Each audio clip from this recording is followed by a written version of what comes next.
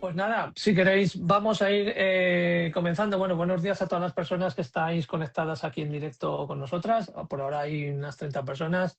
Normalmente solemos oscilar entre las 50 y las 80 personas un jueves por la mañana, lo cual es bastante, bueno, creo que es bastante llamativo y bastante indicador de que este formato parece que os está gustando. Así que, bueno, pues bienvenidas familias, bienvenidas, gracias por acompañarme de nuevo, Chris y Patri. Bienvenidos a este nuevo podcast de nuestro Centro de Estudios Neuropsicológicos, CEN, con C de ciencia y no Z de Zopenco. Este es el episodio, creo, el 3, el 4, el 4, ¿no? El Este es el 4. cuarto episodio de nuestro podcast que hacemos cada 2 semanas, que como sabéis, lo hacemos en directo los jueves por la mañana, pero después queda colgado en YouTube y también en Spotify para que lo podáis ver, ¿vale? Os comento un poco el funcionamiento del podcast porque todavía hay cierta confusión, ¿vale? Muchas personas lo están confundiendo con mi programa, nuestro programa de preguntas y respuestas, que por cierto voy a recuperar la semana que viene, donde sí ahí respondo a preguntas concretas de ¿es que a mi hijo o a mí me pasa? ¿Qué es esto? Esto es un programa, el del podcast, es más de divulgación de temas a nivel general sobre neurodesarrollo, psicopatología, etcétera. Pero no tanto preguntas concretas sobre casos específicos, ¿vale? Sí es cierto que a veces podemos señalar casos más individuales, pero en principio hablamos de temas a nivel general y a nivel global, y cuando os pedimos que nos digáis temas de los que hablar, pues nos referimos a esto, ¿vale? Más que a casos concretos. Como os digo, para esos otros casos tenemos otra serie de formatos que son las preguntas y respuestas, o incluso, mejor aún, podéis solicitar un asesoramiento, una sesión profesional donde entonces sí que nos podemos volcar como es debido en vuestro caso. Digo esto por hacer una pequeña aclaración. Últimamente tengo mucha actividad en mi página de Facebook, cosa que no tenía antes y no sé por qué. Son de estas cosas que de repente, ¡pum!, hay una explosión, ¿no? Y estoy viendo muchos comentarios un poco extraños y un poco raros de gente que, y también me pasa en TikTok, de, por ejemplo, una pregunta sobre medicación. No sé, recordáis un vídeo, creo que éramos tú y yo, Patricia, que hablamos sobre la fluoxetina. Pues de repente me metí de casualidad, porque no me da tiempo a ver todas estas cosas, a los comentarios que había, y había una madre diciendo que a mí me ha ido bien, otra madre preguntando ¿y qué dosis le da? Y que iba a probar, y cosas así. O sea, esto me parece terrible y peligroso, ¿vale? Es decir, creo que estos espacios de redes sociales tienen que tener una acotación en cuanto a cómo ponemos en práctica las cosas muy alta, ¿vale? Hablamos a nivel global, por ejemplo, en este podcast de cosas, en los programas de preguntas y respuestas damos una respuesta que evidentemente se tiene que coger con pinzas porque no conocemos en extensión el caso, para eso están las sesiones profesionales, y con temas como muy peligrosos como modificaciones de conducta o como medicación, por favor, no os fiéis de lo que dicen otras personas, quienes sean, ni siquiera un profesional, en una respuesta corta en redes sociales. Esto es peligrosísimo, ¿de acuerdo? Yo entiendo que a veces los profesionales no damos o no dan toda la información que se necesita, pero hay que insistir en eso porque esto es una responsabilidad muy grande y a mí me parece una temeridad que se empiezan a compartir esta serie de cosas en comentarios ahí un poco aleatorios en redes sociales. Entonces, mucho ojo, ¿vale? Vamos a coger las cosas como lo que son, cada espacio tiene su función y hay que saber un poco, discernir un poco el objetivo, ¿no?, de cada uno de estos espacios, ¿vale? Entonces, ojo, mucho cuidado con esto, lo quería decir porque es que lo vi ayer además y me causó un pavor tremendo, ¿no? Esa serie, ese hilo de comentarios que vi, esa conversación que de repente se empezó a mantener en un vídeo mío que era como, pero espera, ¿qué está pasando aquí? ¿Vale? Entonces, mucho ojo con esto.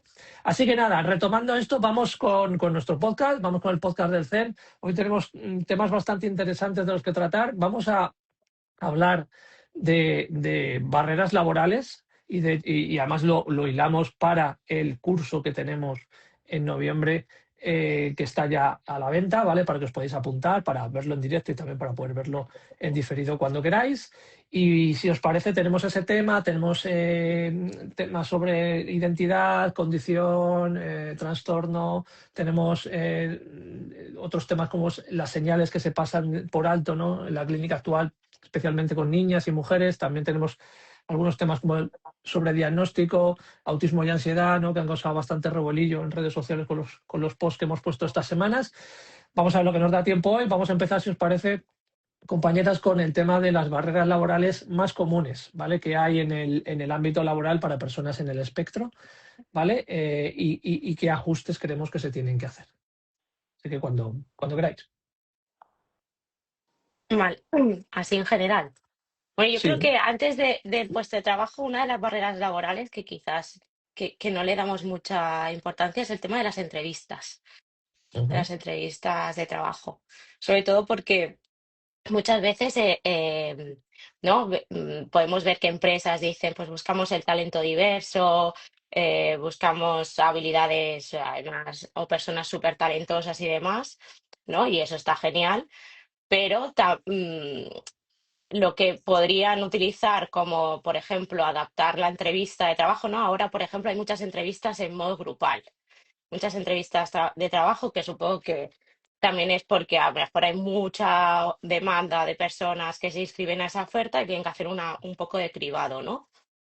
Pero claro, si una persona autista va a esa entrevista de trabajo grupal, al final lo que está haciendo es actuar en esa, o sea, realmente no está ofreciendo nada de sus habilidades, no puede dar lugar a su talento, a lo que puede incluso eh, nombrar qué sabe hacer, las capacidades que tiene, etcétera, a nivel de trabajo. Y al final es como voy allí a hacer el show, a intentar que pues estar súper dinámico, mirar a todos los que están en la entrevista, conversar y demás.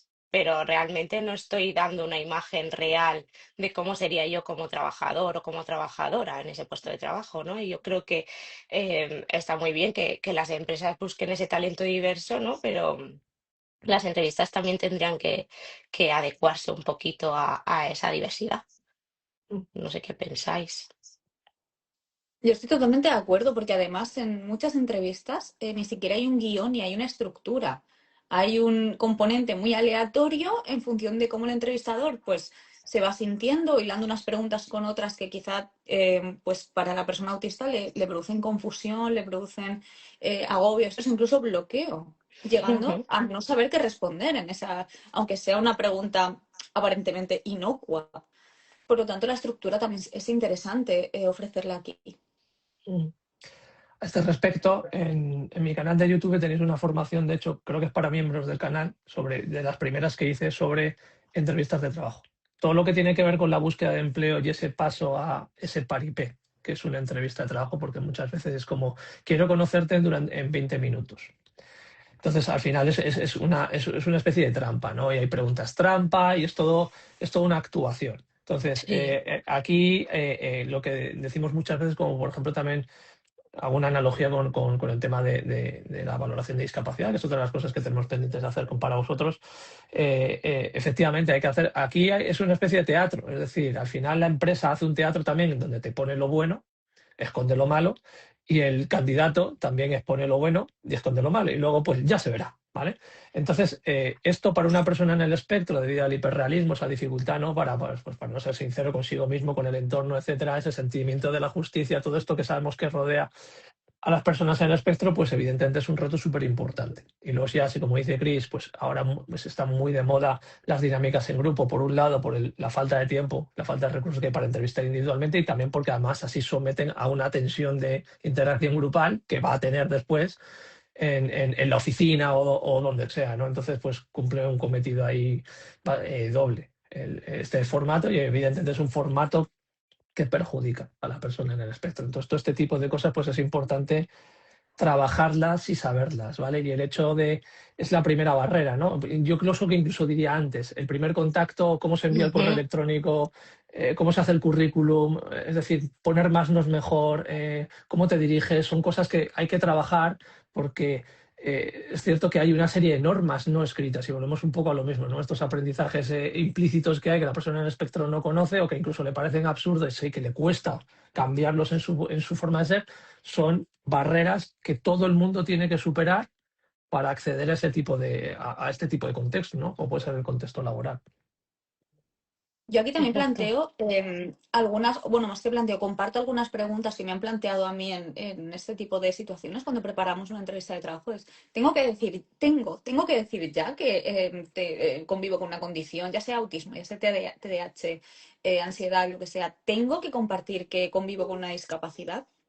Claro, son preguntas muy difíciles porque por una parte está genial ir de cara, está muy bien el poder afrontar una situación siendo yo mismo, sin hacer tanto masking o sin tener tantos mecanismos de sobreadaptación, pero por otro lado, según qué contextos, nos sitúa en una situación vulnerable, porque puedes no ser identificado como candidato por el simple hecho de ya explicar que estás dentro del espectro o que convives con una discapacidad. Aunque esa discapacidad no tenga nada que ver con el puesto de trabajo, que sea un puesto de trabajo de pasar Exacto. datos, que no sea cara al público, que no sea, aunque sea un puesto de trabajo, pues eso, que directamente no tenga por qué tener una relación con desafíos autistas. Ujú. Bueno, y que al final se quedan con si se inicia o durante la entrevista se hace hincapié pues, o se nombra pues el hecho de que está dentro de una condición y demás, al final la otra persona, quien recibe ese mensaje, se queda con ese mensaje y no escucha nada más. O sea, al final entramos ahí en un juicio, no sabemos cuánto de conocimiento tiene la otra persona. Ujú. Lo que pasa es que aquí ocurren varias cosas y yo que he sido tutor laboral de personas en el espectro durante 3 años, si no me equivoco, eh, observé ciertas cosas. Lo primero es el hecho de que, aunque tú creas que esto es una relación de iguales, y así debería ser, es decir, yo me ofrezco para un trabajo, tú me ofreces un trabajo y me remuneras por ello, y es una situación de igual a igual, en la práctica la empresa cree que está en una situación de poder, porque Ya. hay muchos candidatos y tú eres uno de ellos. Entonces tú tienes como que hacer de más, ¿vale? Ahí ya empezamos con la primera injusticia. Y el primer bloque decía, oye, es que esto no es justo, ¿vale? Porque yo te doy y tú me das, y punto. Debe ser una relación del 50%. Pero en la práctica, o sea, en lo legal sí es así, pero en la práctica mental de la empresa no es así. Porque la empresa dice, yo soy el que voy a escoger. No, tú también deberías escoger, ¿vale? Pero la empresa dice, tengo la sartén por el mango, por así decirlo, ¿vale? Sobre el tema de la comunicación, claro, aquí hay un problema que es muy grande. También depende del tipo de perfil. Hay perfiles autistas que se ven a la legua, ¿vale? Y si a la legua en la entrevista se ve y tú no dices nada, quizá el entrevistador diga, ostras, esto Ya. está ocultando algo, ¿vale? Aquí pasa algo porque a esta persona se le ve, ¿no? Pasa algo, ¿no? Es algo, tiene algo, como lo queréis llamar. Y si no decimos nada en ese momento, pues a lo mejor nos descartan. Y esta es otra de las cosas que suele pasar de los procesos también de entrevistas, que te descartan y o no te avisan o no te dicen por qué, ¿vale? Y te quedas con la ignorancia de qué ha pasado, ¿vale? Hay algunos profesionales que sí al final de la entrevista dicen, ¿quieren que te dé feedback? Eso es muy positivo, ¿vale? Para recibir decir, oye, ¿qué es lo que ha pasado? ¿Qué es la percepción? Puede ser real o no, pero oye, cosas sobre las que trabajar. Pero por lo general, ni te escriben para descartarte, ni te llaman, ni nada, y tú te quedas en plan de ¿qué ha pasado aquí? ¿Vale? Y esto es una situación también muy difícil de gestionar por una persona en el espectro. Pero claro, hay veces que la comunicación, cómo lo digas, también habría que analizar el caso y aquí os decimos que intentéis contar con profesionales que os puedan orientar en este sentido, hagan una investigación de esa empresa, qué tipo de empresa es, si son más sensibles o no a la diversidad, ¿vale? Para comunicarlo o no el diagnóstico. Pero claro, yo he visto situaciones desde el de, está terminada la entrevista, todo va muy bien, y la persona espectro dice, por cierto, pero no me presionéis mucho porque me genera mucha ansiedad y entonces me bloqueo.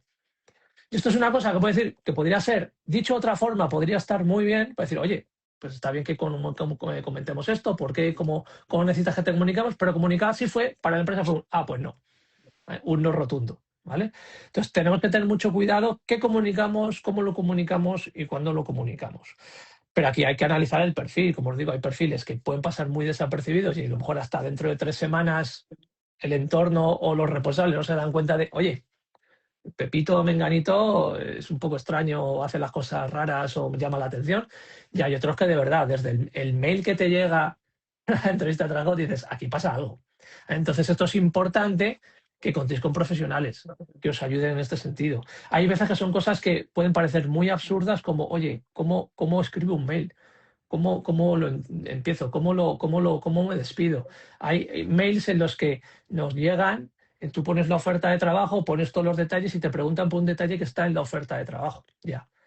Ese mail se descarta, ese perfil se Ya. descarta, porque no te has tomado el tiempo de leer la entrevista, de leer bien las condiciones. Es decir, Y no te lo van a decir, además, por qué ha sido, ¿vale? Entonces, son cosas que es importante que contéis con experiencias de profesionales que sepan atender a esa serie de detalles para que os ayuden. Porque a veces, la mayoría de las veces, como digo, no es un problema técnico y muchas veces ni siquiera es un problema ni siquiera del diagnóstico o de las habilidades a nivel social. Incluso hay empresas que son muy de estar en grupo, hay otras que se trabajan muy remota, de manera individual, pero hay ciertas cosas muy tontas como cómo escribes el currículum, qué tipo de currículum envías, el mail de contacto, cómo respondes a ese mail, que te descartan. Y esto podemos entrar después en si es justo o no es justo. Pero es que es así. El mundo es así. Entonces son pequeños detalles y pequeños cambios y adaptaciones que se pueden hacer que pueden marcar la diferencia.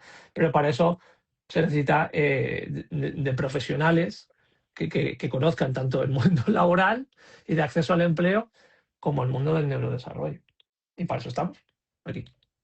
A mí aquí me gustaría matizar una de las cosas que has dicho, Daniel, cuando comentabas, bueno, es que a lo mejor hasta después de unas semanas no se perciben comportamientos que se pueden calificar como extraños.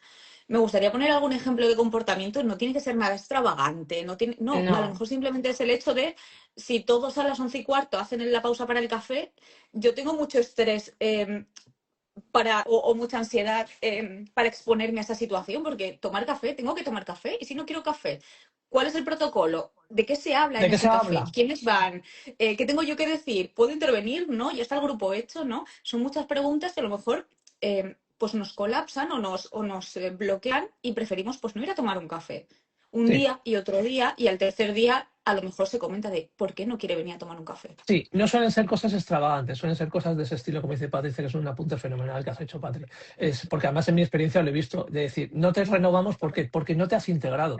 exacto. Exacto. Y es, ¿cómo? ¿Cómo que no? Pues yo he ido a las reuniones de grupo, he ido a los meetings, he contestado los mails, pero no me he integrado. No, es que como que parece que como que no estás a gusto aquí. Y de repente son percepciones que no se dicen y además que no se te van a señalar desde el primer día. Desde el primer día no te van a decir, oye, vente a tomar café. Oye, si no vienes, oye, ¿por qué no vienes? No, se va a dejar. O sea, esto es como cuando las personas en el espectro comentan, dicen, me he quedado sin amigos y no me he enterado por qué. Pues ¿por qué? Pues porque no se habla directamente de esto, ¿vale? Entonces te van a dejar de llamar progresivamente hasta que te dejen de O a llamar lo del mejor todo te dan un toque implícito de, y no bueno, te ¿qué? ¿No enteras. descansas? Y tú Claro. piensas, bueno, pues estoy descansando aquí. Efectivamente. Ahí entra el tema de la comunicación literal y no literal y de no captar esas pequeñas señales, pero nadie te va a decir, raro es que se reúna el responsable contigo y te diga, oye, mira, hemos estado hablando, es que vemos que no te integras en el grupo porque te llamamos para tomar café y en realidad pues es para descansar, conocernos un poco, no me comentas nada de tu vida, no sabemos nada de tu vida personal y la persona autista dice, ¿dónde está eso en el contrato? El contrato no pone nada de eso, es que efectivamente no lo pone, ni lo va a poner jamás eso. Pero en las empresas en general la gente busca un ambiente de compañerismo agradable para ellos, claro, en el que se compartan ciertas cosas. Los límites, pues no están claros, son difusos y ahí es donde está la dificultad de la persona en el espectro, ¿no? Lo que dice Patri, oye, ¿de qué se va a hablar cuando tomamos café? Es que no se sabe, ahí se improvisa. Entonces, ese tipo de cosas, evidentemente, pueden ser un hándicap para tu continuidad.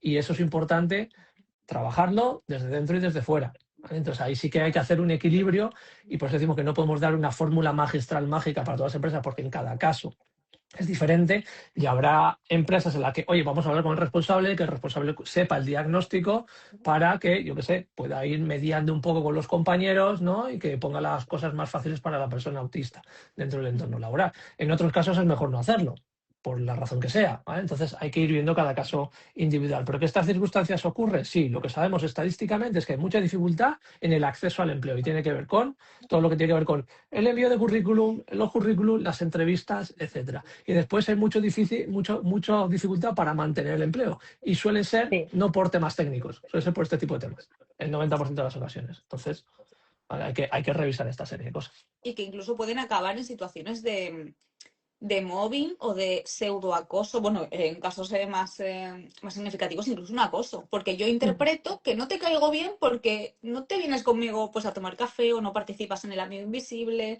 o no me has preguntado porque, yo qué sé, por qué el viernes falte, que estuve de baja.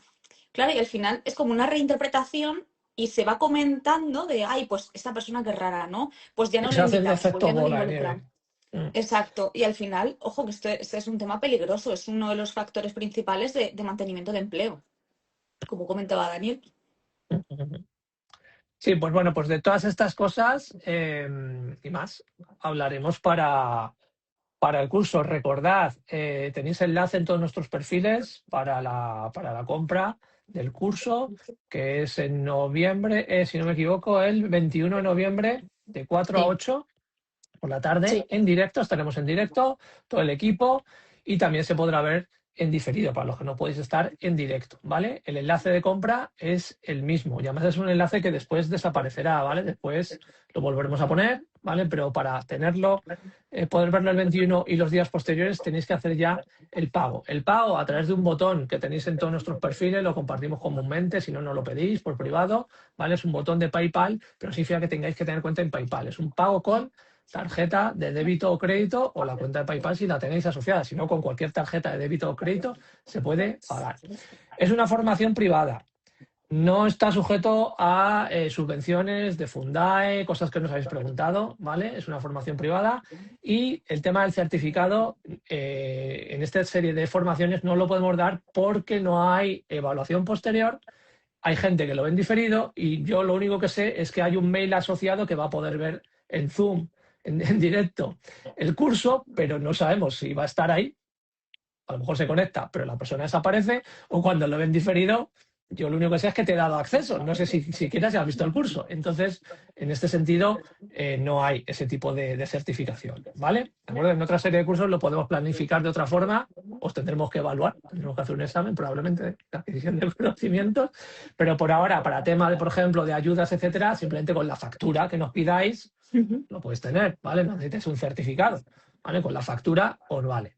¿De acuerdo? Entonces recordad, el día 21 de noviembre, en directo de 4 a 8, y también se podrá ver en diferido cuando queráis durante 3 meses, el curso sobre formación en procesos laborales del equipo, de nuestro equipo de trabajo del CER. ¿De acuerdo? Ahí tenéis la fecha. Cualquier duda, nos escribís por privado o lo tenéis también en mi página web, lo tenéis listado y tenéis el botón ahí de pago de manera permanente. ¿De acuerdo?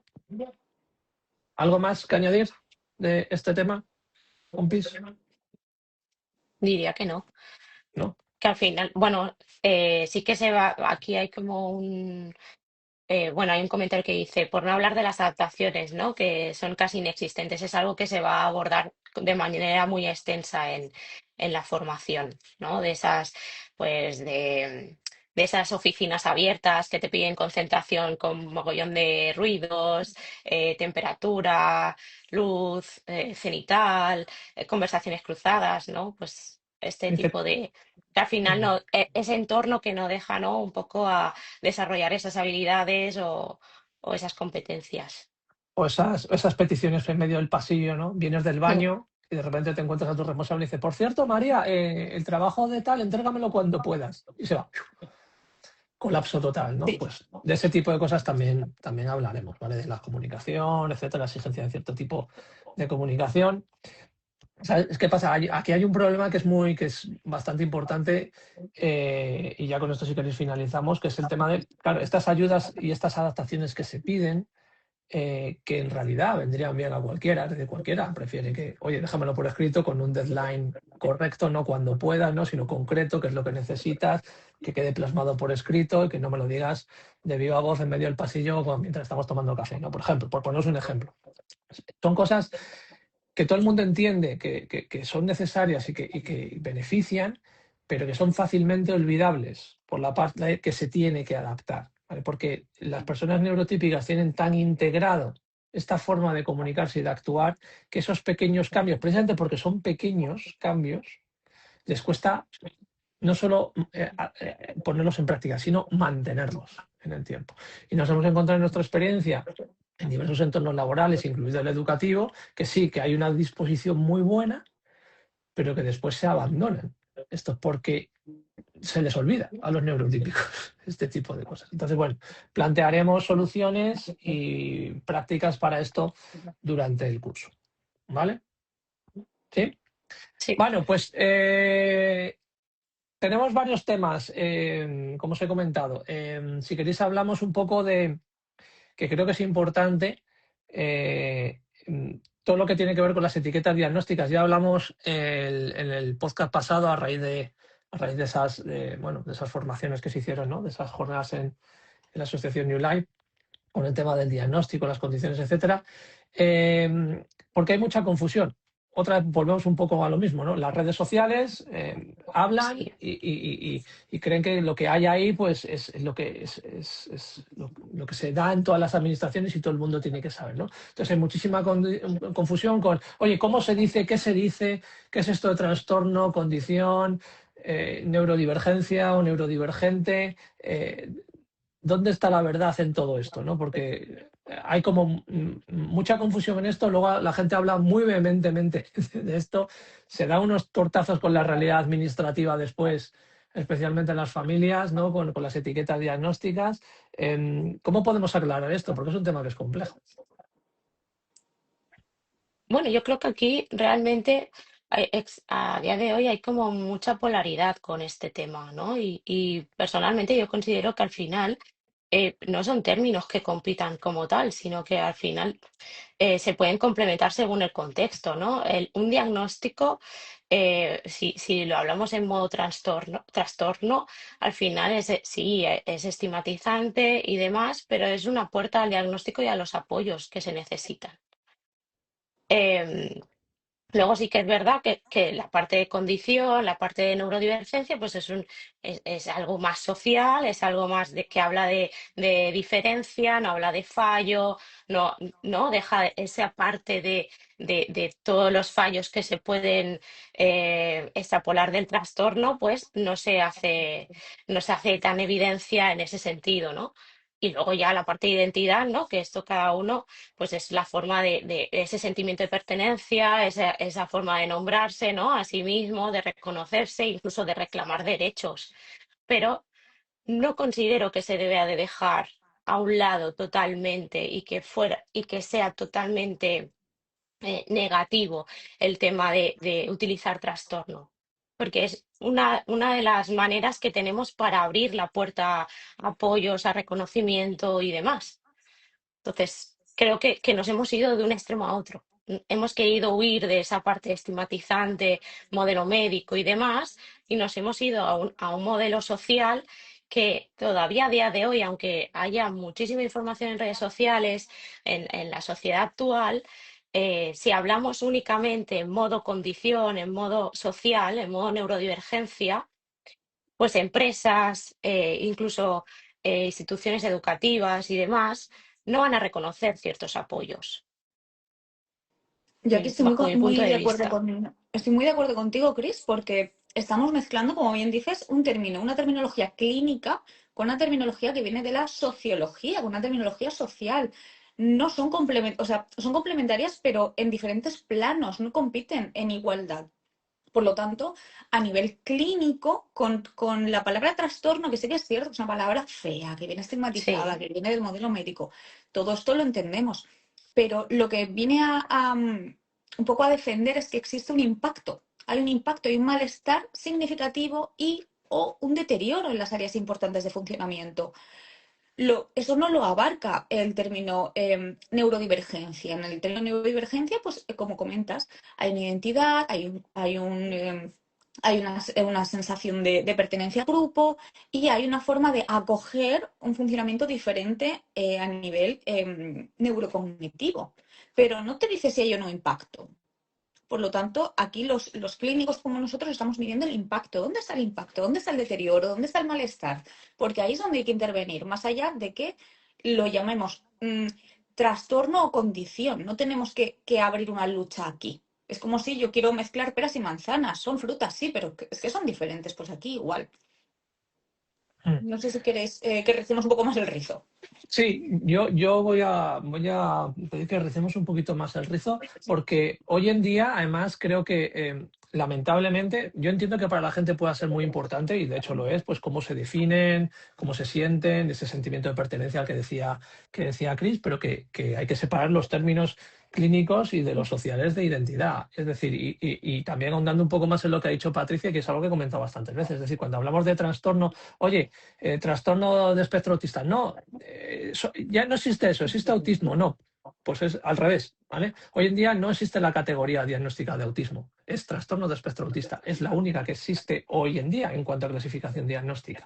Eso por un lado. Por otro lado, cuando tú hablas de trastorno de espectro autista, yo siempre pongo la analogía del trastorno de ansiedad, es decir, oye, tengo un trastorno de ansiedad, ay, la culpa es tuya por la ansiedad. Nadie dice eso, ¿verdad? Nadie estigmatiza a la persona por decir tienes, de hecho dice, oye, ¿qué te pasa en tu entorno para que tengas Exacto. esa ansiedad? Pues Además con es el algo que autismo, está más en auge, ¿no? Que poner la mirada en el efectivamente. entorno, en el Claro, contexto. entonces decir que tienes o eres trastorno de espectro autista no te está responsabilizando a ti, sino diciendo, oye, el entorno está provocando lo que decía Patri, que tienes un deterioro significativo en varias áreas, pero no por culpa tuya, porque a la persona que tiene trastorno de ansiedad le dice, ya es culpa tuya, que no te esfuerzas. Nadie dice eso, ¿verdad? A todos nos entra en la cabeza eso, decir, oye, no puedes decirle al deprimido, anímate, o al que tiene trastorno de ansiedad, cálmate, porque la culpa es tuya, ¿no? Nadie. Pues al autismo debería ser exactamente lo mismo. Entonces, eso por un lado. Por otro lado, cada vez que pongo algún tuit siempre hay alguno que me dice, actualízate, porque Asperger ya no existe y era un nazi, no sé qué, no sé cuántos. Independientemente de la vinculación histórica que pudiese tener este señor al partido nazi, a mí me resulta muy curioso que haya como este rechazo tan grande que ha sido provocado en las redes sociales una vertiente de rechazo de ese término, además que supuestamente estigmatizaba una parte y separaba el espectro, que luego con las nuevas clasificaciones creo que ha sido aún peor, ¿no? Como dice Baron Cohen, ¿no? Pero, por ejemplo, me resulta muy chocante, esto se lo he comentado varias veces a algunas personas en el espectro que muy vehemente dicen estas cosas y jamás me han respondido. Digo, ¿por qué estáis en desacuerdo con esa etiqueta y estáis de acuerdo con la etiqueta autista? Que significa lo que significa y tiene un origen muchísimo peor, ¿vale? O sea, es decir, autismo en su primera identificación como etiqueta diagnóstica es esquizofrenia infantil, es psicosis infantil. Es decir, que el individuo está en su mundo y no quiere saber nada del resto. Eso es lo que significa autismo. ¿Y esto te parece bien? Porque a mí me parece horrible. Entonces, me parece a veces una pérdida de foco sobre lo que es importante y lo que no, que me parece muy bien que diga, oye, yo no quiero que se me diga Asperger, prefiero autista. Vale, muy bien. Bueno, en realidad tú puedes decir lo que quieras, pero en tu etiqueta diagnóstica que sepas que pondrá trastorno de espectro autista, si quieres que eso te sea útil. Otra cosa es cómo te quieres identificar tú, que me parece muy bien. Pero hacer campañas brutales sobre esto, hacer off topics de temas, porque es que de verdad esto es muy inadecuado. O sea, tú estás hablando de autismo y ansiedad, bla, bla, y de repente, pues no emplees Asperger, porque dijimos, pero vamos a ver, ¿de qué estamos hablando?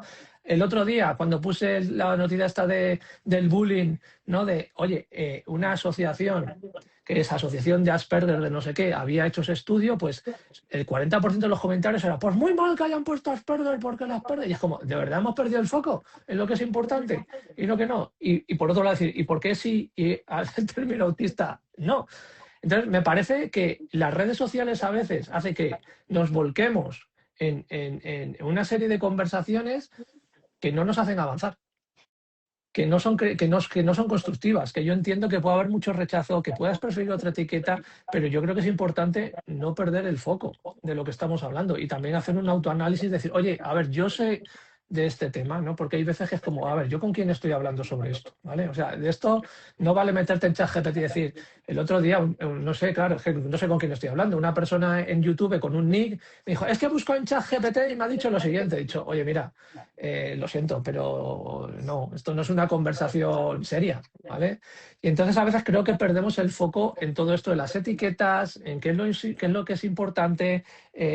Bueno, Leemos una cosa en redes sociales y ya le damos una veracidad absoluta sí. sin contrastarlo de ninguna forma, en fin.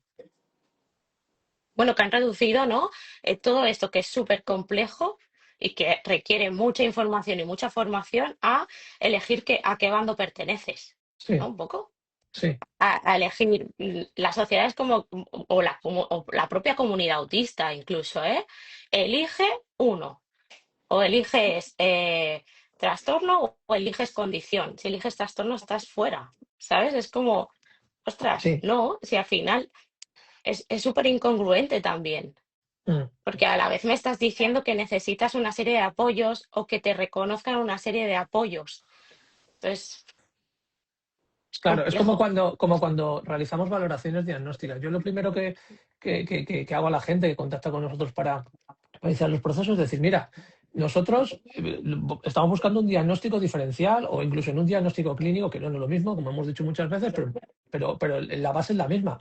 Tenemos que detectar un malestar, tenemos que detectar un deterioro, porque es el modelo que hay. Es decir, tú cuando vas al médico es porque te duele o te molesta o tienes ¿no? Pues cuando te vas a diagnosticar tenemos que encontrar ese malestar. Entonces, para eso necesitamos diagnosticar un trastorno. Aunque sabéis que nosotros lo vemos mucho más allá de eso, pero en la identificación necesitamos encontrar eso. Y además necesitamos encontrarlo en ciertas áreas, necesitamos encontrarlo a lo largo de tu vida, no solo ahora, sino para que sea un trastorno de neurodesarrollo tiene que haber ese déficit en la primera infancia. Entonces, claro, no todo se puede, como dice Chris, encorsetar en sí o no, estás aquí o estás allá, porque en cada caso se necesitan y te van a facilitar vas a obtener una serie de cosas, neurodivergencia, condición, identidad, perfecto, apoyo, grupo, me parece muy bien. Ayudas, etcétera, necesitas tener que alguien certifique que lo necesitas. O sea, no vale decir simplemente soy autista y el mundo lo tendría que reconocer. Ojalá lleguemos a ese punto, pero en el punto en el que estamos necesitas que alguien profesional de la salud te diga, es que tienes un déficit aquí.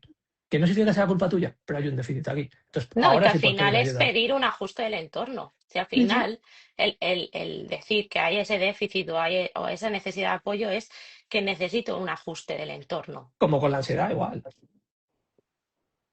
A mí algo que Ujú. me preocupa bastante, que es que nos lo hemos encontrado, bueno, especialmente los tres, cuando la demanda, las personas vienen tan confusas por esta gran cantidad de sobreinformación que a la par produce desinformación, el diagnostícame alguna neurodivergencia. No se diagnostica una neurodivergencia.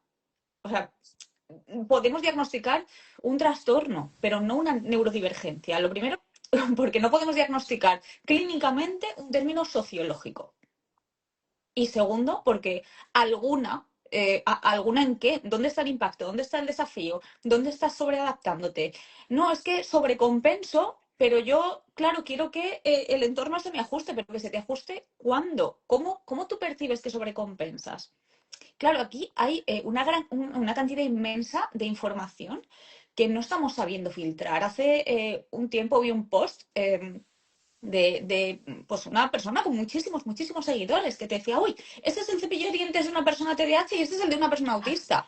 Pues el de la persona autista estaba impoluto y el de la persona TDAH estaba todo despeluchado. Y claro, a mí me vino un boom de personas con mucha inquietud de, ay, es que yo tengo así el cepillo. Yo tengo, o sea, blanco y en botella, soy neurodivergente. O no, o no, no son, o sea, confundimos también consecuencias, confundimos características que a lo mejor no son comunes en el, o sí, con características patognomónicas o características clínicas claro, no es lo mismo. Los rasgos principales del autismo están establecidos y tienen que estar establecidos, tristemente, poner un pequeño filtro. Luego es lo que decimos, hay casos, pues, outsiders. Aquí está la opinión del clínico que decide, ostras, no me pasa el punto de corte en las pruebas, pero tengo evidencia para yo defender que aquí, pues sí, aquí no. Esto lo discuto mucho con personas también que vienen a visitar. Es que no pasa el punto de corte, ya, pero tenemos toda esta bolsa de datos para defender. Y hay personas que se autoidentifican mucho, pero el trasvase tampoco se hace de forma correcta. No, me identifico mucho, pero es que el punto de corte no lo paso, pero como yo me identifico, pues ahí está. Ponme Ujú. la etiqueta. Ujú. Ojo, a veces la información sin filtrar puede ser súper perjudicial, porque genera Ujú. frustración y genera muchísimo malestar. Ujú. Ujú.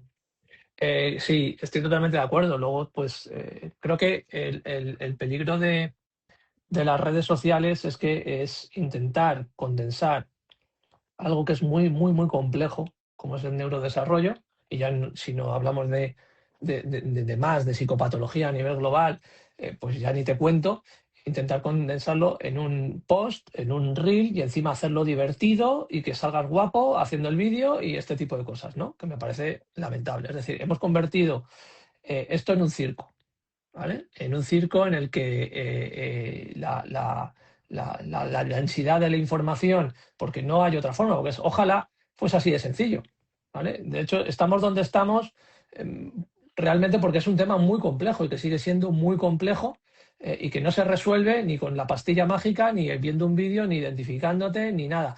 Y en el día de hoy, en el mundo de la información rápida, etcétera, pues damos por hecho y por veraz cualquier cosa que aparece en redes sociales simplemente porque a lo mejor pues tenga 10.000 seguidores, 100.000 o 200 o 1.000.000, me da exactamente igual.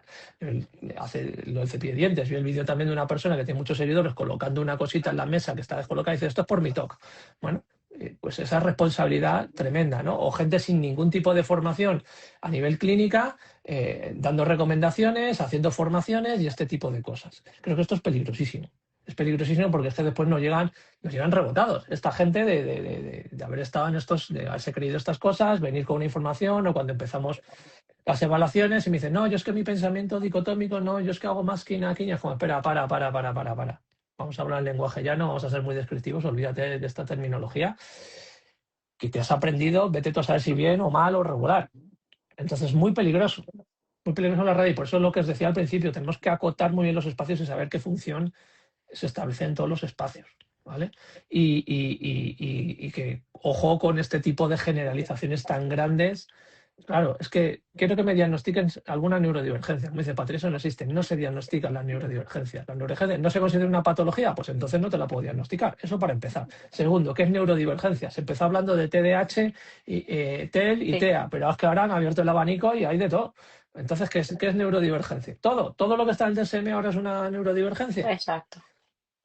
Es que es absurdo, ¿vale? Entonces, pero claro, en el discurso profesional, y lo que dice Patri, diagnosticamos neurodivergencia. Nuestro equipo neurodivergente diagnostica neurodivergencia. Bueno, pues te están tomando el pelo. Os lo digo así claramente, ¿vale? Esto no funciona así, ¿vale? Y luego pues llegan los problemas que llegan, ¿no? Que llega el médico, llega al centro de dependencia, al centro de discapacidad, al centro base y le mandan a baseo. Pues normal, es que es normal. Entonces, ojo con este tipo de informaciones que se vierten por ahí. Experiencias personales, contar experiencias personales, acotarlas, decir, oye, esta es mi experiencia, creo que puede ser por esto, pero es mi experiencia personal, ojo, contacta con un profesional, me parece bien, me parece fundamental, Incluso yo está muy creo bien. que tendrían que poner como un disclaimer en el vídeo Ah, de esto es algo personal, individual, pero no quiere decir un diagnóstico, no quiere decir que a ti te pase, no quiere decir, ¿sabes? Un poco de yo creo responsabilidad que también para la gente que divulga o sí, que es habla responsabilidad. Y, y, de su y, historia. y no solo en la descripción del vídeo, porque es que la gente ni se lee la descripción del vídeo, porque te preguntan muchas cosas que está en la descripción del vídeo, léetela, ¿vale? Sí, directamente en el vídeo decir, oye, ojo, esto es así, ¿vale? Porque la gente va muy rápido, yo entiendo que la gente va muy estresada, también está muy saturada y muy cabreada con el sistema público, incluso con muchos profesionales privados, yo lo entiendo, ¿vale? Porque Claro, cometemos muchos errores en este sentido, de ir muy sí, rápido, de no tener tiempo, de explicar las cosas, creemos que se nos ha entendido, es algo complejo. Es decir, aquí hay una responsabilidad muy grande también nuestra, ¿vale? No la oculto porque yo además es que la asumo y el otro día estaba hablando con una psiquiatra, por cierto, estamos buscando psiquiatra para el equipo, ya sabéis, si trabajáis en el mundo de la medicina, tenéis especialidad en psiquiatría, escribidme un correo electrónico. Pues estaba hablando con una psiquiatra que me decía, mira, y que tiene mi edad, o sea, la edad de Matusalén, y me decía, yo creo que, dice, a mí me ha pasado que con lo que sé ahora, sé que en mis principios probablemente cometiera errores.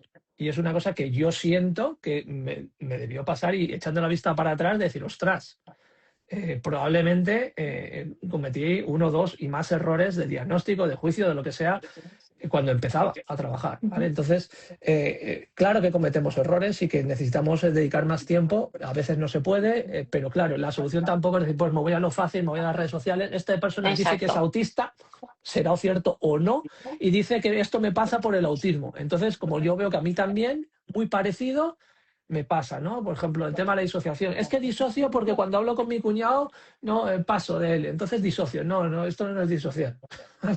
O sea, mucho cuidado con este tipo de cosas porque estamos en una época en la de exceso de información y que ese exceso de información hace que la información, lo que dice Chris, desinforma más que informa, ¿vale? Hemos pasado de tener ciertos mecanismos o recursos de comunicación que no eran perfectos, ni muchísimo menos, pero al menos tenían cierto filtrado, que no significa que fuesen perfectos, ¿vale? Y ahora comunica cualquiera.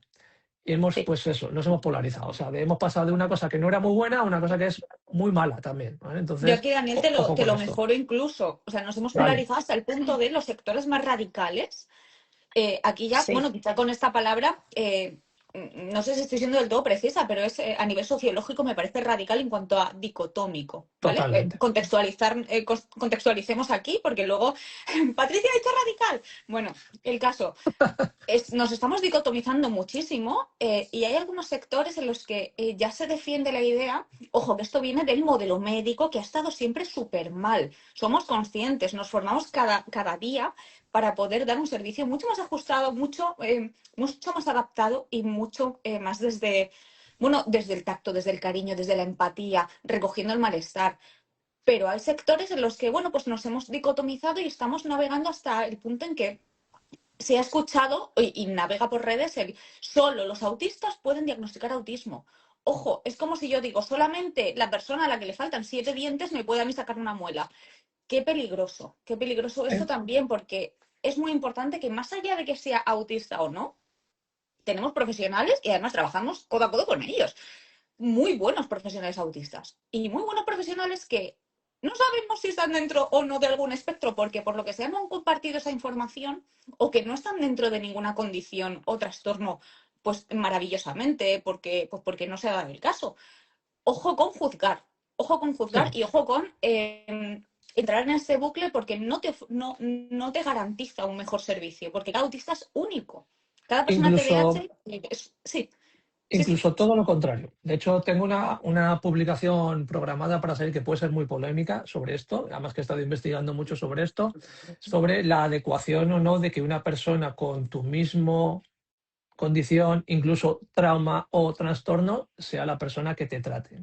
Ojo, la publicaré dentro de muy poquito, probablemente que dé polémica, pero es una cosa que además me he documentado, bueno, me llevo documentando mucho sobre este tema bastante tiempo, pues es una cosa que nos afecta directamente. Nosotros, lo que dice Patri, en nuestro equipo hay, como que sepamos, un par de personas neurodivergentes.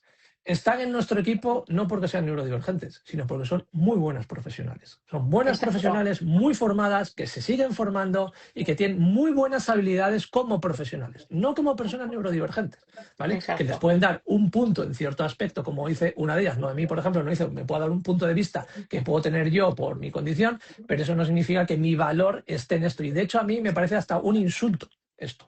A mí el hecho que me digan, o a cualquiera de mis profesionales neurodivergentes, oye, es que eres muy buena porque eres autista, es un insulto a su trabajo, a su tesón, a su curro, a su profesionalidad. Y el hecho que a mí, por ejemplo, me lo intuyan, me digan, es que me parece que eres autista porque ¿cómo no se entienden? Ostras, es que llevo muchos años dejándome la piel en esto para entenderos bien, y estudiando, y trabajando, y equivocándome, y acertando, espero más que menos. Pero esto no es así, lo que dice Patrick, no te garantiza absolutamente nada, y de hecho, ojo, que puede ser hasta contraproducente.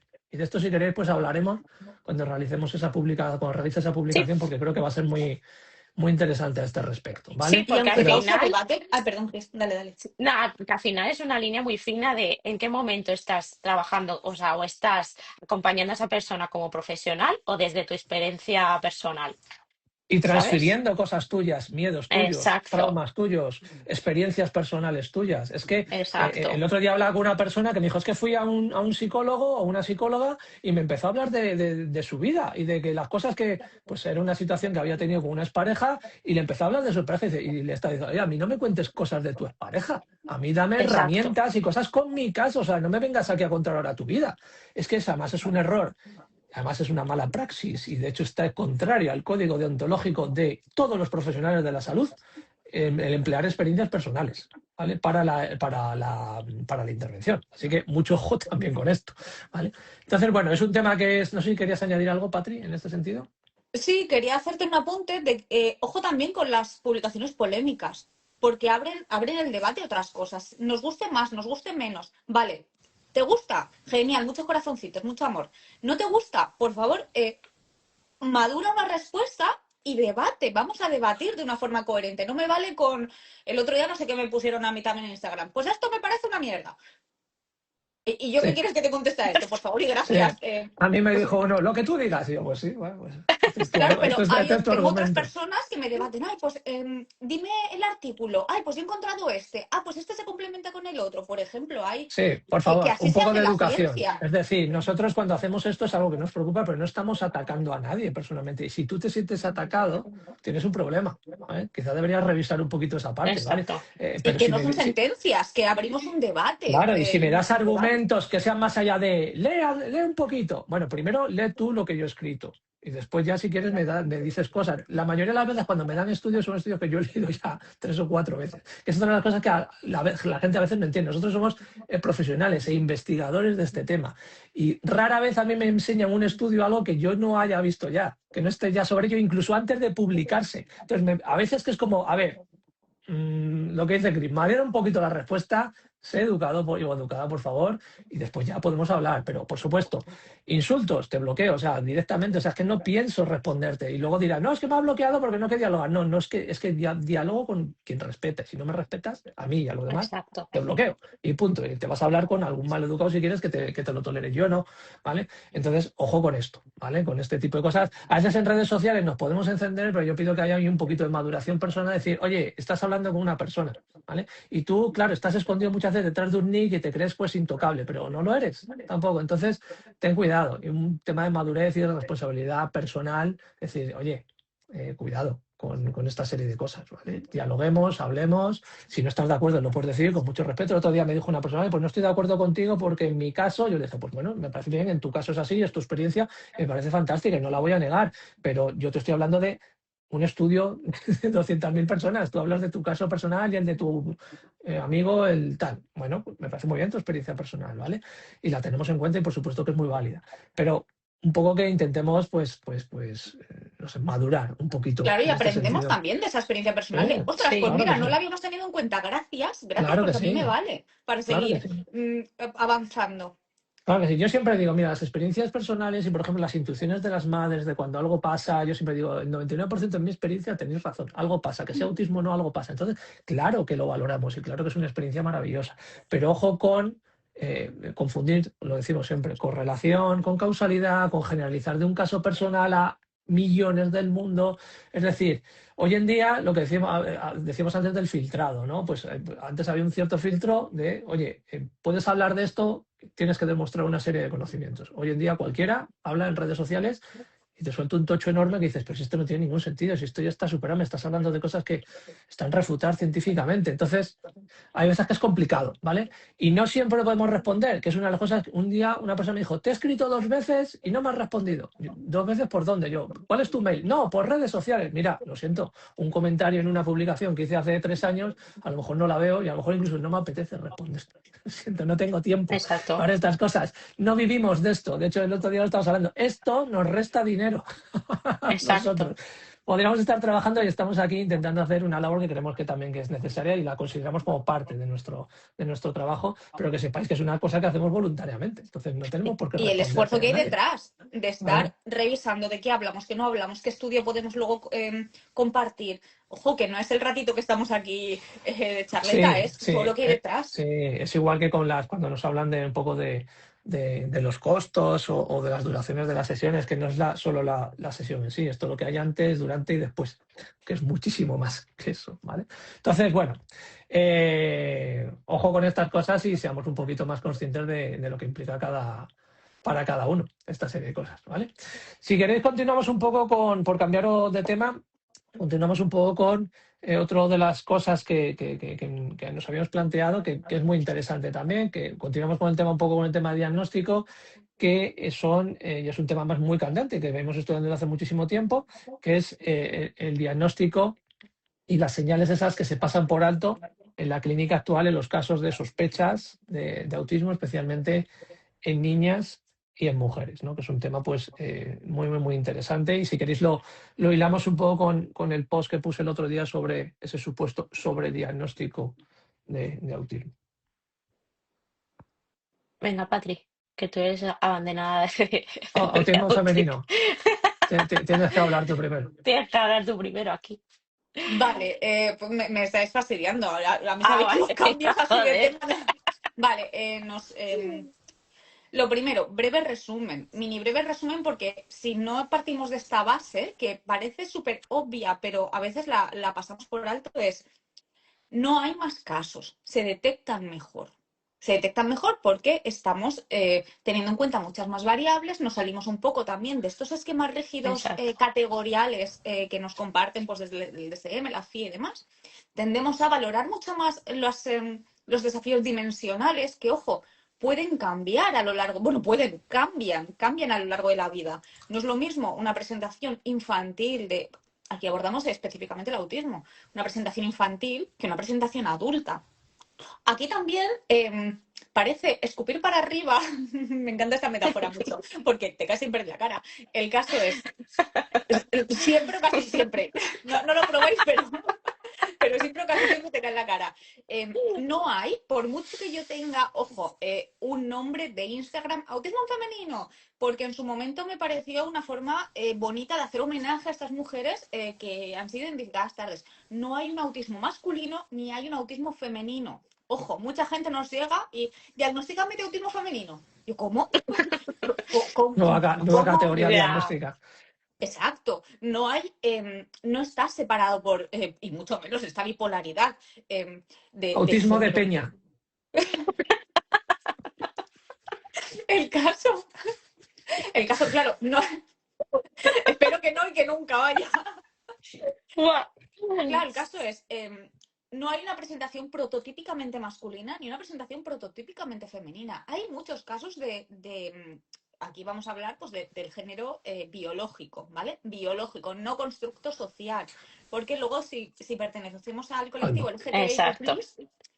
rizamos quizá más el rizo y el diagnóstico se hace más complejo porque son perfiles que quizá no encajan ni en uno ni en otro. Ojo, Exacto. y nosotros pues somos bastante, pues lo voy a decir claramente, somos bastante expertos en también abrazar estas personas del colectivo.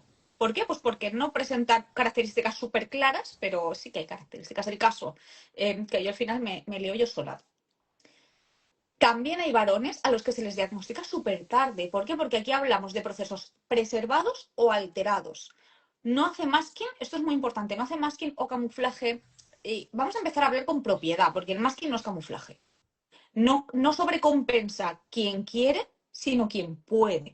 Y si puedo sobrecompensar a nivel neurocognitivo, es que hay algunos procesos que a priori pueden estar preservados. Ojo, no quiere decir que no haya un impacto, ni que esto Y Yo sea ahora ojo, voy que a no quiere hacer, decir que hayan altas capacidades aquí, ¿eh? exacto, bueno, exacto. bueno, a ver, acabas de meter otro pastel aquí. Pero yo Para aquí eso voy a me hacer, invitáis. aquí voy a hacer abogado del diablo y te voy a decir lo que me suelen decir a mí muchas veces, Patricia, no te entiendo. Eres demasiado técnica y no me entero en lo que estás diciendo. Pero lo que sí que sé es que hay más niños autistas porque antes en la clase de mi colegio había uno o dos y ahora hay como 10 o 20. Entonces sí que tiene que haber más casos. Algo está pasando. Vale, Bueno, algo está las pasando, criterias se han sí, ampliado, hay más claro. información, más formación en profesionales.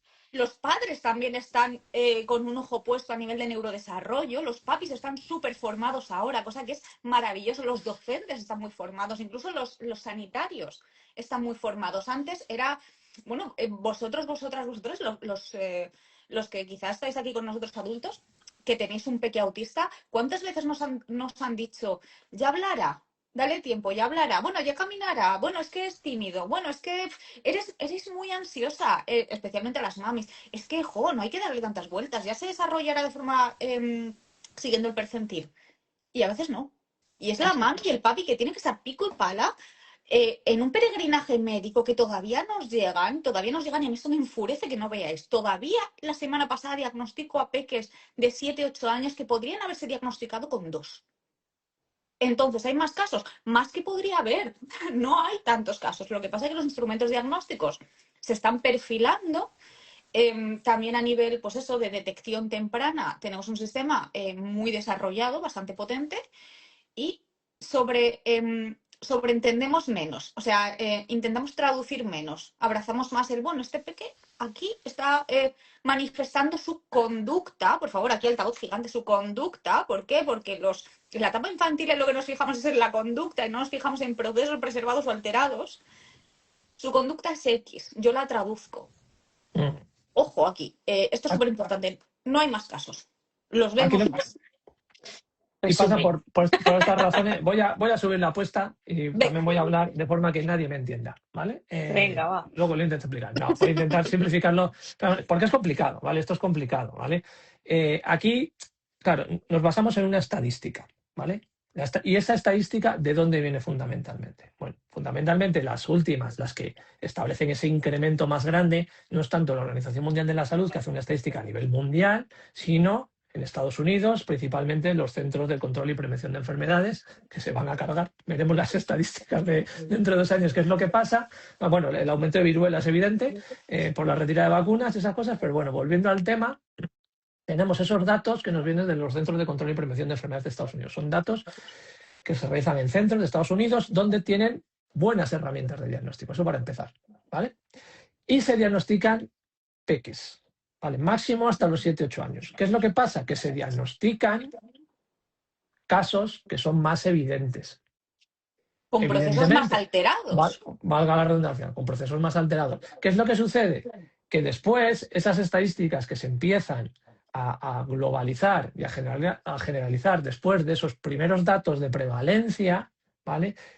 Lo constituyen otra serie de casos también de esos autismos con más afectación con procesos más alterados, como dice Patri, pero también otros casos que, ostras, es que se detectan, esto los que llevamos en este mundo durante décadas, lo sabemos desde hace muchísimo tiempo, que no se detectan hasta la preadolescencia. ¿Por qué eso? Porque son perfiles pues, que tienen lenguaje, no hay discapacidad intelectual, no hay epilepsias asociadas, y entonces cuando las demandas del entorno superan sus capacidades, de repente, ostras, a este niño le pasa algo. Y entonces en la preadolescencia, de repente, pues un perfil, pues el antiguo Asperger o un TA1 hoy en día, de repente se empieza a detectar y dice, ostras, es que han aumentado muchísimo los casos. Claro, porque dicen lo que dice Patri y Chris, claro, antes estos casos pasaban como personas raras que llegaban a ver dónde llegaban, algunos llegaban a estudios superiores, otros no, otros se quedaban ya en sus casas, otros acababan incluso en instituciones. Claro, y en el caso de mujeres, con diagnósticos de todo tipo, de personalidad, bipolar, psicótica. Claro, es que es otra de las cosas que comentaba. La gente no entiende que de repente ha aumentado los diagnósticos de autismo, pero han disminuido otra serie de diagnósticos. Exacto. Entonces, vamos a ver, es que creo que es fácil a nivel, ¿no? de conceptualización matemática, ¿no? Si aumenta esto, si disminuyen esto, pues dice, oye, es que estos que antes se están diagnosticando aquí, muchos de ellos de manera errónea, a lo mejor es que no es que haya más casos, sino que había más casos no diagnosticados. Ha habido un cambio de diagnósticos. Los diagnósticos a nivel global de salud mental, sí es cierto que han tenido un aumento porque evidentemente han mejorado las técnicas y la detección, pero a un nivel muy global, si comparamos los diagnósticos de otros trastornos, no hay un cambio tan importante. Y esto es porque se está diagnosticando simplemente mejor, no porque haya más casos, ni hay ni una epidemia, ni estas tonterías. Y hay mayor investigación en detección temprana. Efectivamente. Muchísima más. Por lo tanto, pues se detecta antes. Claro.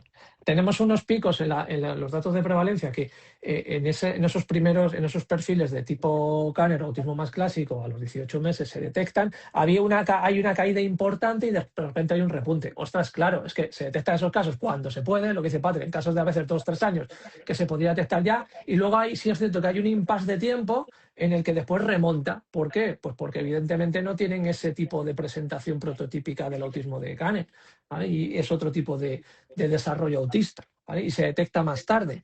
Pues claro que y sí, ojo, pero es que esto... aquí también criticamos, Daniel, que lo has comentado tú también en algún post, la ausencia de estudios longitudinales. ¿Qué pasa con estos niños? Claro. Porque luego hay una reevaluación y me cuentan en los dos, me cuentan a nivel estadístico en los dos grupos.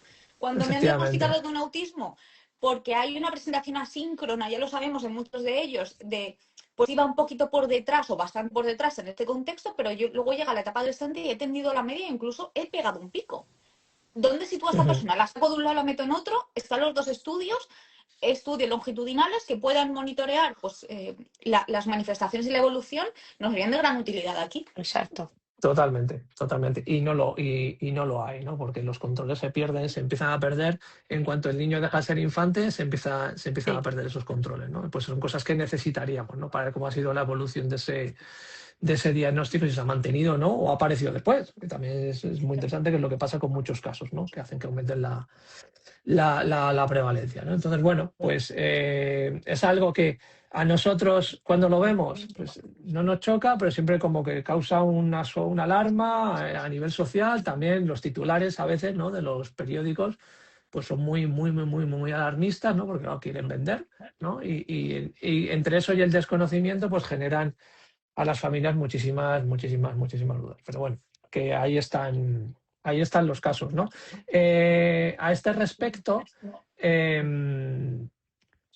eh, creo que el artículo que publicó el diario Wall Street Journal, el otro día que lo compartí también, creo que daba también explicación a esta parte, ¿no? En la que está comentando, lo que está comentando Patricia y Cristina, ¿no? De que claro, evidentemente han mejorado las herramientas de diagnóstico, hemos mejorado a los profesionales, las familias también están más atentas, lo que antes se pensaba que era otro diagnóstico, ahora sabemos que es autismo. Hay muchos casos que se están diagnosticando bien, más que diagnosticando más, sino que se está diagnosticando bien. Claro, eso hace que aumente la estadística, pero a nivel de población seguimos un poco en lo mismo, no hay más casos, sino que se detectan mejor, ¿vale? Entonces, bueno, ahí lo tenéis en mi perfil, si queréis echarle un vistazo, tenéis el enlace, ¿vale? Lo podéis leer, tenéis un comentario que yo hice de resumen, pero que podéis acceder al periódico y leerlo vosotros y sacar vuestras propias conclusiones, ¿vale?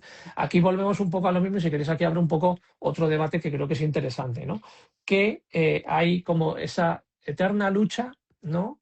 Es una de las cosas en las que decía Baron Cohen, con las que yo estoy parcialmente de acuerdo, con la nueva clasificación del DSM, de eliminación de distintas etiquetas diagnósticas dentro de los trastornos del neurodesarrollo y crear solo una de trastorno de espectro del autismo, que hace que se vea tanta la diferencia con una misma etiqueta diagnóstica a pesar de los niveles de gravedad, que eso queda como aparte, ¿no? Bueno, realmente el diagnóstico es ese, trastorno de espectro autista, que se ha encrudecido este enfrentamiento de, por lo general, familiares y o profesionales que trabajan con perfiles con un grado de aceptación muy grande, con otra serie de perfiles pues, supuestamente menos afectación, que incluso están pues, en redes sociales, por ejemplo, haciendo divulgación, ¿no? Y se produce este enfrentamiento tan grande y, de hecho, en el artículo del Wall Street Journal recuperan un poco esa pretensión, ¿no? De volver a rescatar esa etiqueta de autismo profundo, ¿no? Como para decir, oye, no, tú serás trastorno espectro autista, pero yo soy trastorno espectro autista profundo, ¿no? Y Como aquí diciendo, también te lo igualo porque también se propone el polo contrario, abarcar unos perfiles que ahora mismo no están siendo, eh, bueno, a veces pues los defendemos muy bien, pero no se amparan tampoco por el DSM, que son características, algún autor lo llama autism-like, que es comportamientos, manifestaciones, necesidades dentro del espectro, pero que no me cumplen todos los todos criterios los para el criterios espectro. clínicos. Y querían, pues antes el Asperger un poco te lo medio metía y... Sí, pero ahora servía ya de ese no. paraguas ahí, pero ahora ya no. Exacto. Que O sea por que tanto por cierto, un lado como para otro. Sí. otra pregunta muy recurrente. ¿TA1 equivale a la antigua Asperger? No, no. De eso nada. ¿Dónde os han dicho eso? ¿Quién os ha dicho eso? ¿Dónde habéis visto eso? Eso no es cierto. Otra cosa es que pueda corresponder a ese tipo de perfil, pero En no algunos siempre. casos. En algunos casos, no siempre. ¿Vale? Entonces, ojo con esto, ¿vale? Pero sí, es interesante este debate porque genera mucho conflicto, ¿no? En redes sociales y genera, claro, esta polaridad de la que hablamos antes, ¿no? O estás conmigo o estás contra mí, ¿no? Entonces, ¿eres o madre azul, ¿no? O eres divulgador neurodivergente, abrazamos condición y rechazamos el término Asperger y el modelo médico, pero dame ayudas también por los neurodivergente. Y los otros, no, tú me estás quitando las ayudas porque mi hijo las necesita realmente, ¿no? Es un tema que es complejo. ¿Qué opináis? ¿Qué podemos decir de todo esto? Dale, Cris. Bueno, yo creo que aquí que volvemos a lo mismo, que es, al final sí que es verdad que es algo muy, si nos ponemos en cuanto a conductas, pues sobre todo en la edad adulta es más invisible que no tan visible, ¿vale? No se observa tan rápido como puede ser en un peque, pues esas manifestaciones conductuales. Y aquí entramos un poco en el debate de, pues, cuánta capacidad tienes, el esfuerzo que te supone está en determinados contextos, en determinadas situaciones. Sí que es verdad que hay como en algunos perfiles, pues hay como mucha diferencia entre ese T a nivel 1 y quizás un nivel 2. Aquí, pues nosotros yo creo que lo hacemos mucho cuando devolvemos diagnóstico, y es el explicar que de manera general pues puedes estar en un TEA nivel 1, pero que habrían situaciones, contextos en los que puedes estar en un nivel 2 porque esa necesidad de apoyo es más notable. Pero sí que es verdad que dentro de la comunidad pues entra un poco eso de cuánta capacidad tienes, cuánto esfuerzo te supone estas cosas, cuánta fuerza de voluntad le tienes que poner, ¿no? Y si eres totalmente dependiente, si necesitas una tercera persona, mi hijo o mi familiar de TEA nivel 3 sí que la necesita y tú estás aquí haciendo vídeos, editándolos y demás.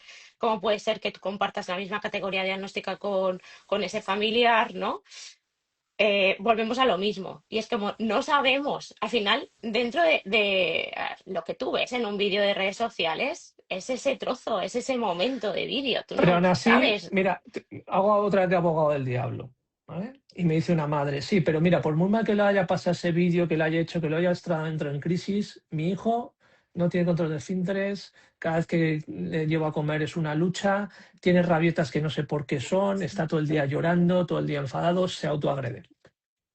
Claro, aquí entraríamos entonces, mira, hay una cuenta que no me acuerdo, yo soy muy mala para los nombres, pero es una persona autista, es un adulto, creo, que hace vídeos de qué es lo que tenemos en común, ¿no? Ahí tenemos que ir un poco más allá de esos procesos, ¿no? De pues esa hiperlógica, el procesamiento, ¿no? Secuencial, profundo, detallista y demás. Y al final, el control de esfínteres y todo esto sí puede ser a consecuencia de o que haya algo más añadido a ST a nivel 3 nivel 2, pero al final no deja de ser una conducta también. Y a mí aquí Entonces, me preocupa algo, Cris, que has comentado antes, que creo que es muy importante volverlo a resaltar porque siempre nos vienen dudas de esto. Y el que tu hijo, un autista con un nivel 1 de apoyo, o tú como mujer o persona perteneciente al colectivo o varón autista, tengas unos procesos muy avanzados, no significa que sean altas capacidades. Y si tienes desafíos en las funciones ejecutivas, no significa que tengas además un diagnóstico de TDAH. Ojo aquí, porque hay súper confusión y cuesta mucho a veces lo que has comentado antes, el dar una devolución y decir, sí, pues yo te la hago amable, pero si cumples criterios para un diagnóstico clínico, tus puntos fuertes no tienen que ser tan fuertes como para además poner la etiqueta de altas capacidades. Ojo con esto. Vale, yo creo yo que no también sé, esto se refuerza mucho ¿no? Muchas veces veo que el TDAH, por ejemplo, se suma al TEA para como potenciar que hay Visibilitar también. dificultades o que hay desafíos, ¿sabes? Y realmente son los mismos, pero los puedes explicar a través del TEA. Lo que pasa que pues falta esa información o esa formación sobre esto. Por eso es tan ujú, complejo el neurodesarrollo. ujú. Yo me alegro que hayáis abierto este tema porque tampoco lo teníamos señalado, pero creo que es muy importante lo de la colección de diagnósticos, lo que hemos comentado en algunas ocasiones, creo que podemos hablar, aprovechamos y hablamos un poquito aquí, ¿no? Con respecto a las altas capacidades y con respecto al TDAH, que suelen ser los más frecuentes cuando se habla de la doble excepcionalidad, la triple excepcionalidad, estas cosas que por cierto son conceptos que no están consensuados, ¿vale? No son oficiales. El TDAH, lo que explica Chris, o sea, la mayoría de las veces que nos encontramos con perfiles que tienen problemas, en este caso que tiene que ver con el proceso atencional y de funciones ejecutivas, que son los más afectados en el TDAH, planificación, etcétera, la mayoría de las veces se explican por el propio diagnóstico de autismo. O sea, es raro, o sea, no es imposible, pero en nuestra experiencia es infrecuente que con un diagnóstico de TEA no podamos explicar esas dificultades en procesos ejecutivos y atencionales como para poner una etiqueta extra de TDAH. O sea, es extraño, ¿vale? Y lo vemos que además es como suma y además también altas capacidades. Que aquí lo que decía Patri, ayer me hicieron una pregunta, creo que no la contesté, no me dio tiempo, pero la vi. En plan, entonces me dicen, ¿entonces no crees en los perfiles de TEA con altas capacidades con talento simple? Oye, pues precisamente es que esa es una definición de un perfil tipo Asperger. Es decir, o sea, tengo unas dificultades a nivel de interacción social, comunicación, etcétera, pero tengo un talento especial, restrictivo a veces incluso obsesivo sobre algo y soy excelente sobre algo. Ostras, es que es la definición clásica del concepto de autismo. Entonces digo, ¿qué nos hemos perdido aquí? ¿Dónde hemos perdido el camino? Es decir, ¿por qué no se entiende ni siquiera lo básico del autismo como para encima crear otra etiqueta que no está consensuada y que encima no es un diagnóstico clínico como son las altas capacidades? ¿No? ¿Qué opináis de esto?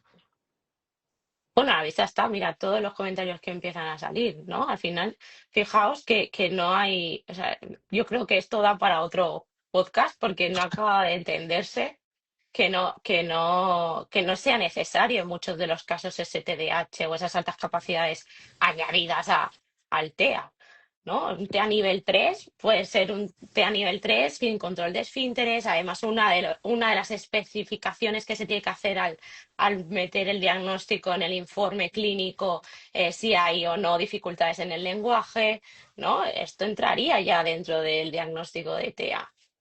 Claro. Exacto, y los procesos, que muchas veces es muy importante hablar mucho de procesos, pero es que confundimos. Lo primero de todo, que a día de hoy no hay consenso en la literatura científica sobre cuáles son exactamente las funciones ejecutivas. Esto es lo primero. Algunos autores meten la atención, otros no, otros por la memoria de trabajo, la planificación, multitarea, branching, tal.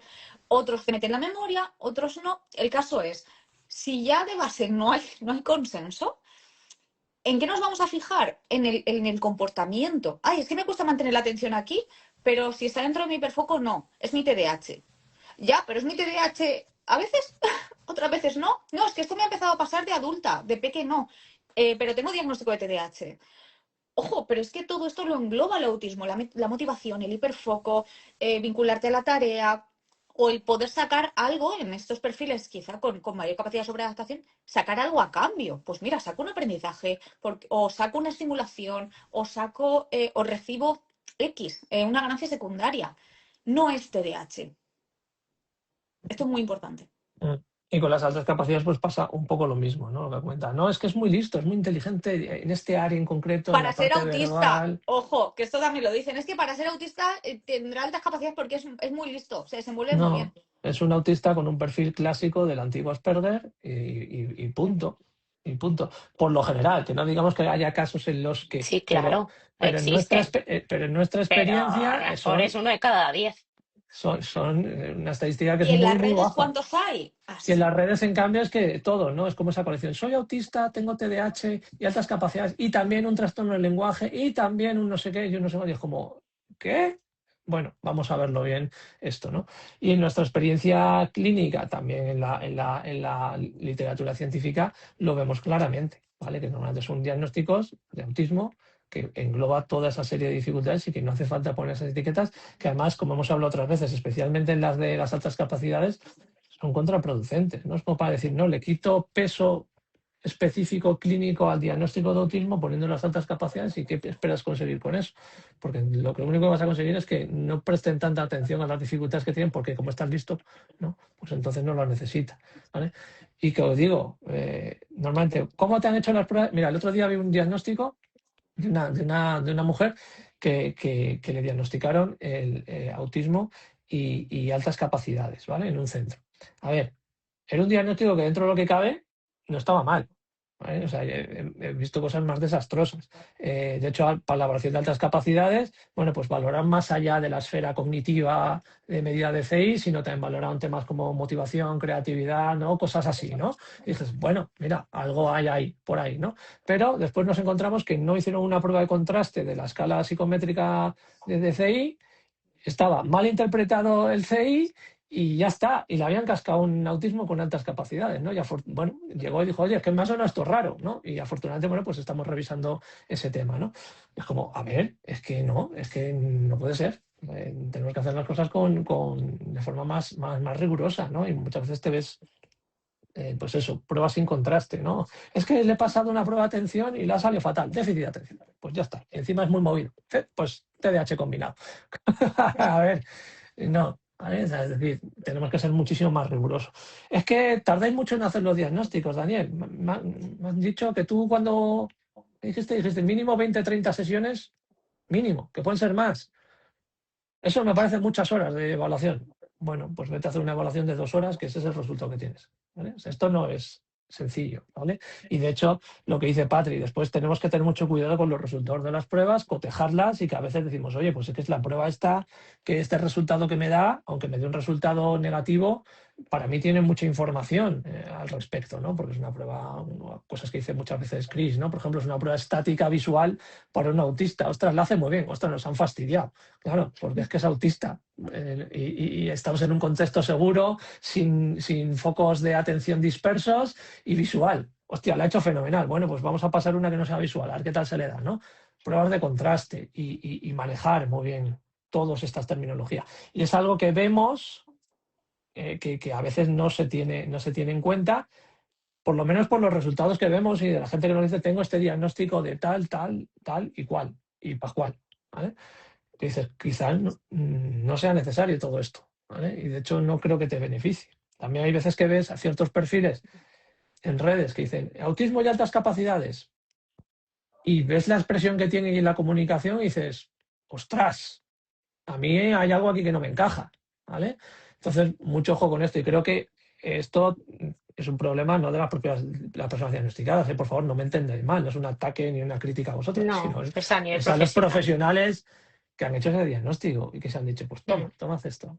Vete a hacer divulgación que eres autista y altas capacidades. Yo qué sé, no sé. Pongo un poco en formato irónico, ¿no? Pero creo que es un peligro muy grande. Y ojo que luego son mucho más diagnósticos.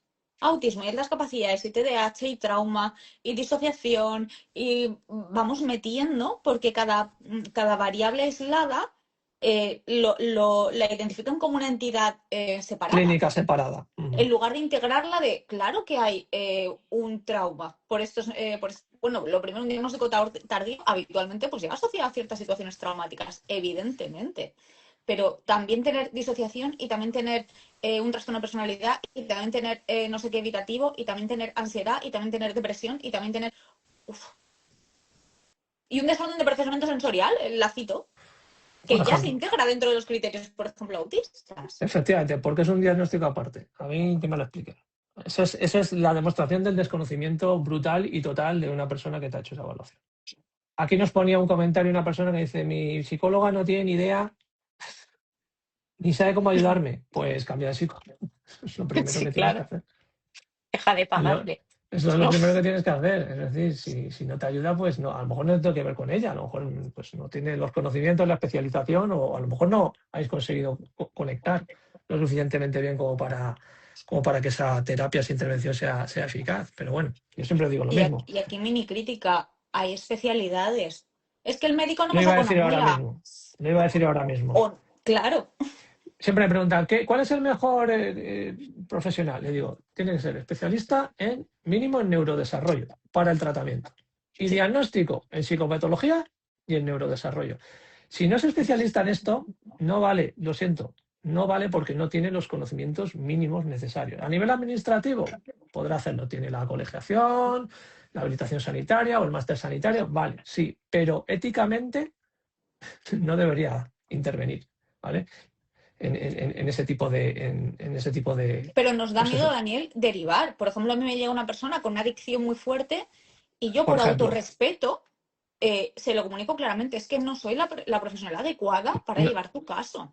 Y nos ha llegado incluso en casos de diagnóstico. Claro. Cojo la adicción, que me parece perfecto porque es algo que a mí también me ha pasado, que me han llegado casos y digo, no, yo derivo, yo no trabajo en esta parte. Y nos han llegado casos para empezar el diagnóstico que están con una adicción, y digo, lo primero que tienes que hacer es desintoxicarte. Entonces tienes que ir a este centro, a este profesional, desintoxicarte y después nos planteamos hacer muchas adicciones como podría ser terapia de pareja. Exacto. Por ejemplo. No soy especialista en esto. Ve a un especialista, por favor. Por favor. Claro, porque luego a veces te esfuerzan, no, es que me gusta cómo trabajas ya, pero es que no tengo por qué tener los conocimientos de todo. Ojo ahí. Exacto. Estamos en una profesión en la que es imposible saber y abarcar todo. Ya es suficiente cuando te sobreespecializas, es imposible. O sea, yo me veo que tengo no sé cuántos documentos que tengo que todavía que revisar y libros, sale otro libro y otro, y estamos continuamente actualizándonos de nuestro tema, que ya es suficiente amplio, el neurodesarrollo y la psicopatología en general. Es imposible, ¿sabes? Y nadie puede saber de todo. Y quien te diga que lo sabe te está mintiendo también. Eso, un mini tip, desconfiad de perfiles de tratamos todo tipo de malestar emocional.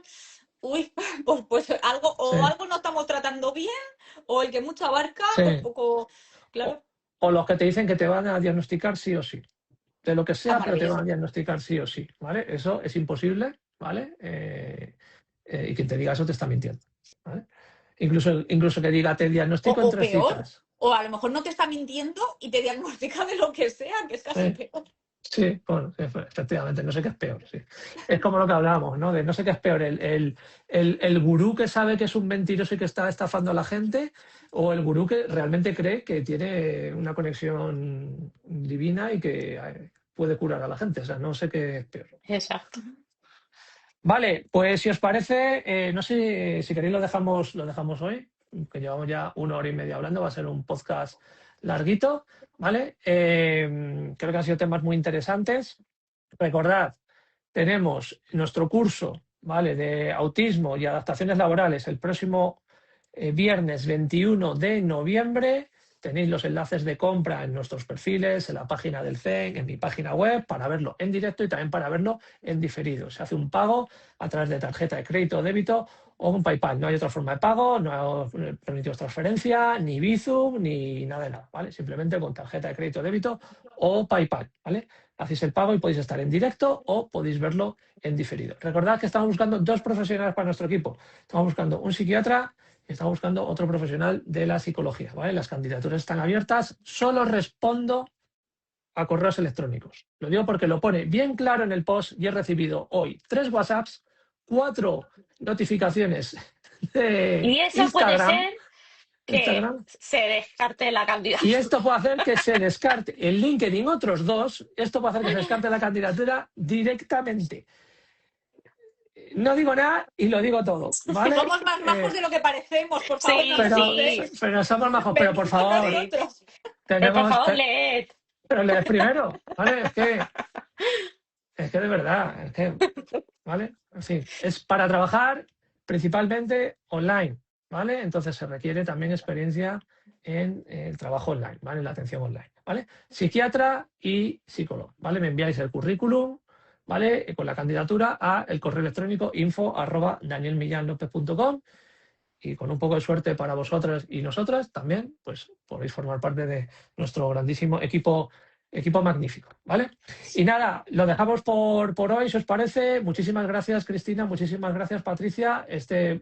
Lo dejaré colgado tanto en YouTube como después lo paso a audio y lo subo también a Spotify para que lo podáis ver cuando queráis, ¿de acuerdo? Pues Muchísimas Muy muchísimas bien. gracias. gracias, que tengáis buen día, cuidaros mucho. Feliz jueves. Adiós. Chao, adiós.